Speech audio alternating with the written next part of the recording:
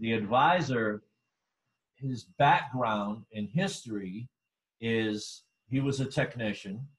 He was a salesman who failed, and we put him into the service drive and made him a service rider. Right? He's laughing at me now, right? No, right? Pam's laughing. It's funny, right? But it's true. It's true. Or he came from another industry, and we taught him there at the dealership how to be a service advisor.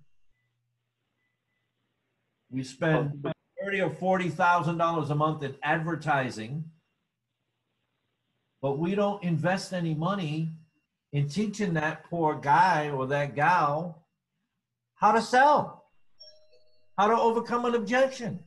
Can you speak to that, Ray? Absolutely. And that's something you're absolutely right, that they present it, this is going to be $500, customer turns it down, that's where it ends. But they need to have systematic, and it's all training, step by step, all the way, how to present.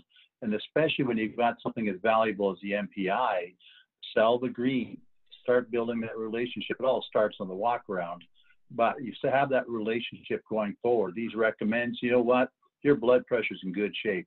Your cholesterol, like the yellow stuff, is not quite so good, but you know what, this is something you need to address every day. So as you gradually do the build, but it has to be a systematic method of, and there's a lot of time that needs to be spent so that they make that proper presentation.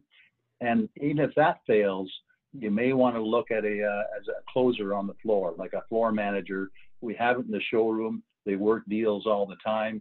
And in service, perhaps you've got, my best luck has actually been BDC staff, because they're used to presenting values and benefits when they're selling, which is the key to the entire thing. Customer needs to know what's in it for me. And if they're not seeing that value or perceiving that value, they're going to pass. And if that advisor isn't giving you all those steps and all those points, they're just going to close the door. It's much easier for a customer to say no. But as I said, failing that, you may want to look at a floor closer as well, and it's going to increase your business exponentially. Is it, I don't want to get into selling training. Believe me, we're not here to sell training.